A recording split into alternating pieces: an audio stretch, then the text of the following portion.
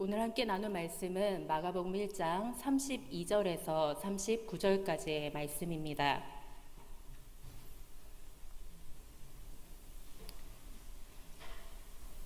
마가복음 1장 32절에서 39절까지의 말씀을 우리 한 절씩 교독하며 봉독하도록 하겠습니다.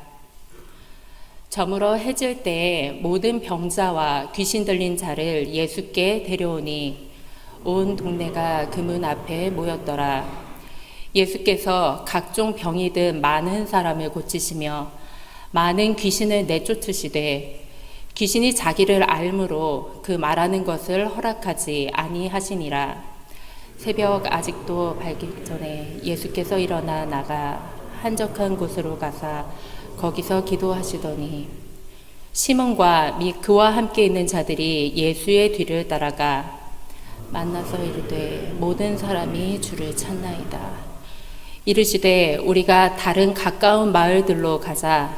거기서도 전도하리니 내가 이를 위하여 왔노라 하시고 이에 온 갈릴리에 다니시며 그들의 여러 회당에서 전도하시고 또 귀신들을 내쫓으시더라. 아멘. 헨리 나우엔의 많은 도서들 중 가운데 죽음 가장 큰 선물이라는 책이 있습니다. 이 책에는 죽음과 부활 그리고 예수님의 구원이 비유의 이야기로 담겨져 있습니다. 그 중에 하나를 여러분들과 함께 읽으려고 합니다. 어머니의 모태 안에서 남녀 쌍둥이가 대화를 나누고 있었습니다. 여자아이가 남자아이에게 말했습니다. 난 출생 후에 삶이 있다고 믿어. 남자아이는 격렬히 반발했습니다. 아니야, 이게 전부야. 여기가 아늑하고 좋아. 우린 밥줄인 탯줄에 매달려 있기만 하면 되잖아. 여자아이도 물러서지를 않았습니다. 이 어두운 곳 이상에 뭔가가 있어야 해. 뭔가 다른 것. 움직일 자유가 있는 밝은 곳이 있어야 한다고. 얼마간 침묵이 흐른 뒤에 여자아이가 머뭇거리면서 말했습니다. 할 말이 더 있어. 넌 이것도 믿지 않겠지만 난 엄마가 있다고 생각해. 남자아이는 불같이 화를 내며 소리쳤습니다. 엄마라니 그게 무슨 소리야. 난 엄마를 본 적도 없어. 너도 그렇잖아. 누가 네 머릿속에 그런 생각을 넣은 거지? 아까도 말했듯이 우리한텐 이곳이 전부야. 넌 왜 항상 그 이상을 원하니? 여기가 그다지 나쁜 곳은 아니잖아. 필요한 건 여기 다 있어. 그러니까 이걸로 만족하자. 여자아이는 남자아이의 반응에 너무 난감하여 한동안 말을 잇지를 못했습니다. 하지만 자신의 생각을 버릴 수도 없고 그리고 또 다른 말동무도 사실 없기 때문에 다시 입을 열어 이야기를 이어갔습니다. 가끔씩 이 안에 꽉 조여오는 게 느껴지지 않아? 꽤 거북하고 어떤 때는 고통스럽기까지 하잖아. 남자아이가 대답했습니다. 그래, 그게 뭐 어쨌다는 거지? 여자아이가 말을 이어갑니다. 난 이 조여오는 곳이 우리를 준비시키기 위해서라고 생각해. 여기보다 훨씬 아름다운 곳, 우리 엄마의 얼굴을 볼 수 있는 곳으로 갈 수 있도록 말이야. 넌 가슴이 설레지 않니? 남자아이는 대답하지 않았습니다. 남자아이가 생각하기에 이 여자아이의 바보 같은 말에 질려서 더 이상 여자아이와 말을 하지 않기로 합니다. 죽음 가장 큰 선물이라는 책에서 나온 이 비유의 이야기는 우리에게 두 가지를 생각하게 합니다. 첫 번째는 어머니 뱃속에 있는 모든 아이들은 어머니 뱃속이 이 세상의 전부라고 생각합니다. 어쩌면 여자아이의 이 이야기가 태중에서 자라고 있는 아이들에게는 너무나 허무맹랑하고 눈에 보이지도 않고 논리적이지 않을 것입니다. 그렇지만 이 허무맹랑하고 아무것도 아닌 것 같은 이야기 속에는 사실 새로운 관점이 있습니다. 그리고 그 관점이 가능하다는 것입니다.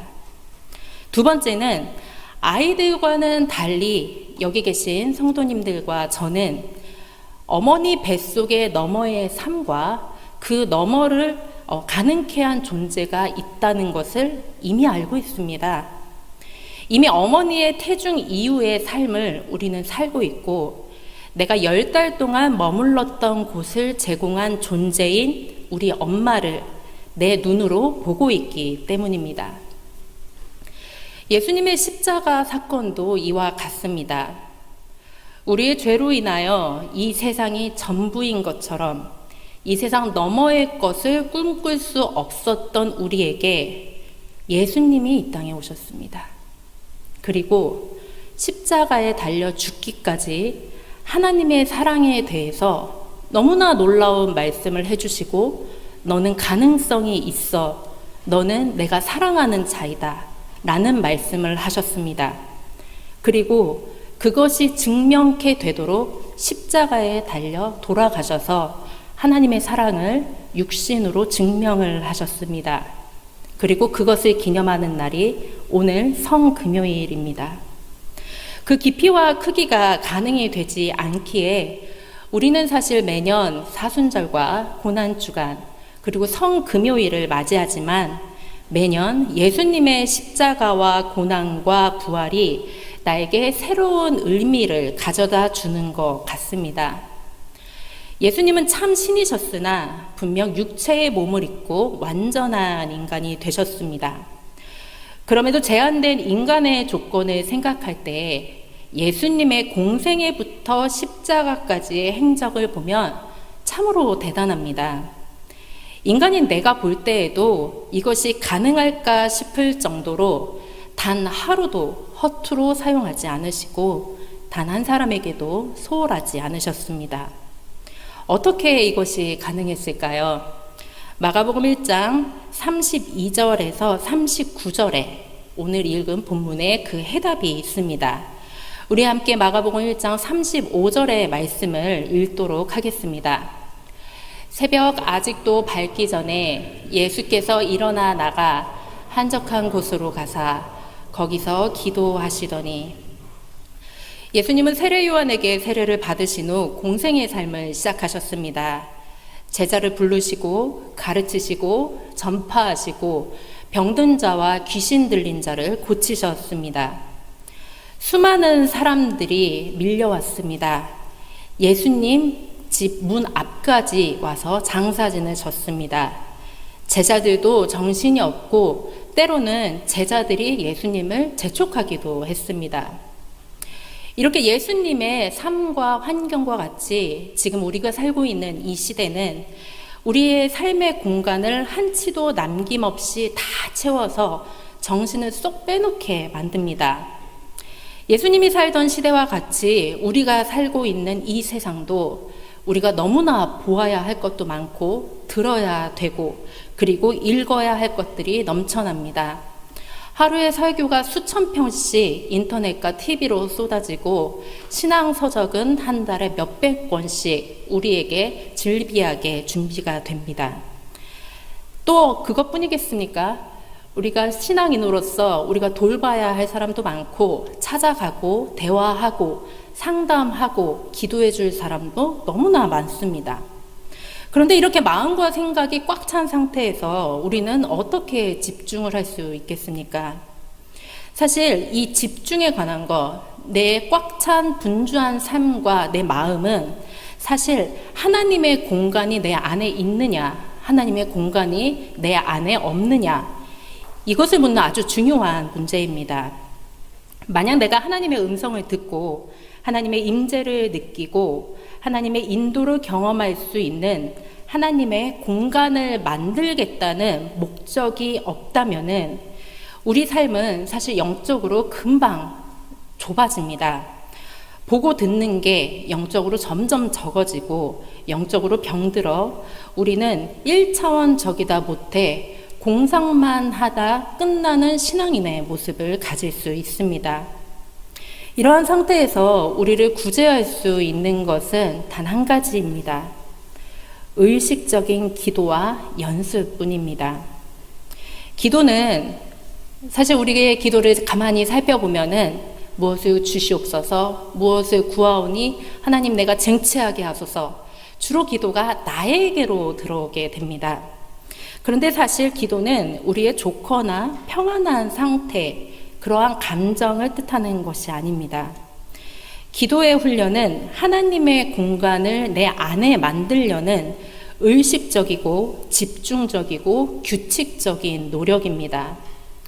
고치시고 쫓아내셔서 조급한 제자들을 상대하시고 말씀을 전하시는 온갖 분주한 스케줄을 가진 예수님도 이 기도의 시간을 통하여서 마음을 다스리시고 하나님의 공간을 마련하셨습니다. 새벽 아직도 밝기 전에 예수께서 일어나 나가 한적한 곳으로 가사 거기서 기도하시더니, 예수님께서는 마음과 생각이 꽉 찬 시간과 상황 속에서 기도로서 하나님의 공간을 마련하였습니다. 그렇다면 우리가 이 사순절, 특별히 성금요일에 예수님을 기억하고 기념하고 묵상하기 위해서 예수님의 행적을 쫓아가는데, 이러한 예수님을 담기 위해서 내 마음에 하나님의 공간, 기도의 시간을 어떻게 마련해야 될까요? 먼저 우리는 하나님과 함께, 하나님과 나 둘이서만 시간을 갖도록 시간을 허비해야 합니다. 현 시대는 나의 정체성이 내가 무슨 일을 하여서 생산하는 것으로 결정된다고 착각을 합니다. 그리고 다른 사람들이 나를 둘러싸고 나에 대해 하는 이야기가 결국 내가 된다고 믿습니다. 또한 나의 유용한 가치를 증명하기 위해 내가 얼마나 유능한 사람이고 쓸모 있는 사람인가를 증명하려고 합니다. 그런데 기도는 사실 인간의 눈으로 보면은 생산적이지도 않고 유용하지도 않고 사용 가치가 있는 것 같지도 않습니다. 왜냐하면 아무것도 하지 않는 시간이기 때문입니다. 다만 하나님과 함께 한가해지는 시간입니다. 인간의 눈으로 볼 때는 기도는 매우 한가한 시간처럼 보입니다. 그래서 어떤 사람은 이것을 허비라고도 생각을 합니다. 하지만 예수님께서 한가한 곳에서 기도하는 것이 제자들의 눈에는 쓸데없다 여겨지지만, 예수님은 그럴수록 일정한 주기에 일정한 양의 기도를 하셨습니다. 기도는 성경을 가장 가까이서 지켜보면 예수님의 삶과 사역의 중심을 차지합니다. 많은 함께함 뒤에, 많은 사람들 뒤에 고독이, 그리고 혼자만이 갖는 하나님의 공간이 있습니다. 그 한적한 곳에서 아마 예수님은 이렇게 기도를 하셨을 것 같습니다. 저의 뜻이 아니라 아버지의 뜻입니다. 저의 말이 아니라 아버지의 말씀입니다. 저의 가치가 아니라 아버지의 가치입니다. 저의 영광이 아니라 아버지의 영광입니다. 그리고 저의 이름이 아니라 아버지의 이름으로 됩니다. 예수님은 잡히시기 전날 밤에도 땀이 핏방울이 되도록 기도하셨습니다. 결국 기도 후에 예수님은 38절의 말씀과 같이 우리가 다른 가까운 마을들로 가자, 거기서도 전도하리니 내가 이를 위하여 왔노라 하셨고 십자가를 지실 결심을 하게 되신 것입니다. 기도는 하나님을 사귀는 한가로운 시간이지만 그 기도가 마친 뒤에는 우리에게 나아갈 방향을 보여주십니다. 예수님도 그러하였기 때문에 기도 후에 다른 가까운 마을들로 가셔서 더욱 일하기 원하셨고 내가 이를 위하여 왔노라 고백을 하십니다. 19세기 러시아 신비주의자인 테오판이라는 사람은 관상기도를 이렇게 요약을 했습니다. 기도한다는 건 머리에서 가슴으로 내려가 거기서 주님의 면전에 서는 것이다. 주님은 그대 안에 항상 임재하시며 모든 것을 보고 계신다. 기도 훈련은, 그리고 예수님께서 하신 기도의 방법은 하나님의 공간을 점차 넓히는 일이었습니다. 머리에만 머물렀던 하나님을 아는 지식이 가슴으로 내려와 하나님의 임재를 기다리게 되는 것이 기도였기 때문입니다. 머리에만 머물렀던 지식을 가진 랍비들과 서기관들은 예수님을 알지 못하였습니다. 하지만 예수님께 고침을 받고 예수님을 따라다니던 가난한 사람들, 낮은 마음을 가진 사람들은 이 머리에만 머물렀던 지식을 가슴으로 내리는 방법을 예수님의 행적을 통하여서 알게 되었습니다. 아까 말씀드린 것과 같이 우리의 많은 기도는 들어주소서, 하나님 내 소원을 이루어 주소서, 그리고 내가 쟁취할 수 있도록 주시옵소서, 대부분 이러한 기도로 마칩니다. 이 기도가 나쁘다는 것이 아닙니다. 이 기도도 우리 삶 속에서 필요합니다. 하지만 마치 기도가 나의 평안하고 안정된 감정을 위한 시간으로 우리가 오해를 할 수가 있습니다. 이러할 때 우리의 기도는 마치 달팽이가 껍질 안으로 파고드는 것과 같이 나를 향한 말, 나를 향한 주문, 나를 향한 기도로 그칠 수가 있습니다. 성금요일인 오늘은 예수님께서 고난을 받으시고 십자가에 못 박히신 날입니다.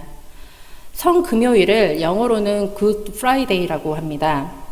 제가 잠깐 미국에 있을 때는 거룩한 금요일이라서 홀리 프라이데이라고 할 줄 알았는데 왜 굿 프라이데이라고 하는지 의문이 들었습니다. 그런데 올해 사순절을 지내면서 고난주간을 지나면서 왜 굿 프라이데이일까 묵상을 하다 보니 나 같은 죄인에겐 성금요일이 그 어느 날보다 굿 프라이데이였습니다. 이 성금요일, 이 좋은 금요일을 선물하기 위해 예수님은 고난의 십자가를 기꺼이 지시고 세상에서 가장 끔찍한 죽음에 자신을 굴복시키셨습니다. 세상의 모든 인간 중 질병과 사고, 사랑하는 이를 잃는 상실로부터 고통을 반기는 이는 아무도 없습니다. 그렇기에 성금요일에 우리가 만나는 기쁨은 고난을 배제한 기쁨이 아닌 고난을 넘어선 기쁨입니다. 그리고 이 굿 프라이데이를 주시기 위해서 예수님께서는 분주한 사역과 사역, 그 중간에 하나님의 공간을 만드셨고 그 공간을 하나님 것이 되게 하시어서 결국 그 공간 때문에, 그 기도의 훈련 때문에 우리를 위해 십자가에 달리시겠다라는 결심에 이르게 하십니다. 오늘 하루는 분주한 시간 가운데 시간을 내어 깊이 있는 기도의 사귐을 가지시길 원합니다. 예수님께서는 오늘 십자가에 달려 돌아가셨습니다. 전날 밤 고난을 당하시고 힘든 몸을 이끄셔서 창에 찔리고 못에 박히어 우리를 위해 생명을 내어주셨습니다. 이러한 예수님을 닮아가면서 일정한 기도가 오늘 하루 나를 향하는 기도가 아니라 하나님을 향하는 기도가 되길 원합니다. 그리하여서 오늘부터 시작되는 하나님의 공간을 만들어 드리는 것, 기도로서 하나님의 공간 안에서 머리로부터 내려오는 지식이 가슴으로 전달되어 그 안에 성령 충만한 삶이 우리 안에 임하시길 원합니다.